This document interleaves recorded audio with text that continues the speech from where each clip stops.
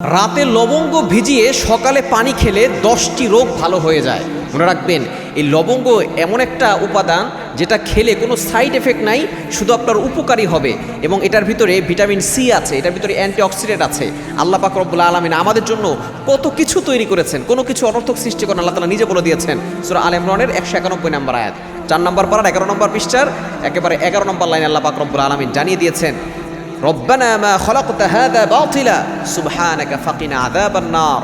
আল্লাহ পাক রব্বুল আলামিন কোনো কিছুই অনর্থক সৃষ্টি করেন নাই। সুতরাং এই লবঙ্গ যদি আপনি রাতের বেলা ভিজিয়ে রাখতে পারেন এবং সকালবেলা সেই পানিটা আপনি খেতে পারেন, 1 নম্বর হচ্ছে আপনার মুখের দুর্গন্ধ এটা কমে যাবে। 2 নম্বর হচ্ছে আপনার যে মাড়ি এবং দাঁত এটা সুরক্ষা করবে এবং মাড়ি এবং দাঁতের ব্যথা এটা দূর করে দিবে।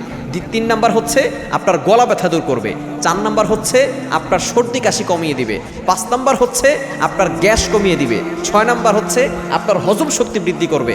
7 নম্বর হচ্ছে আপনার লিভারটাকে সুরক্ষা দিবে।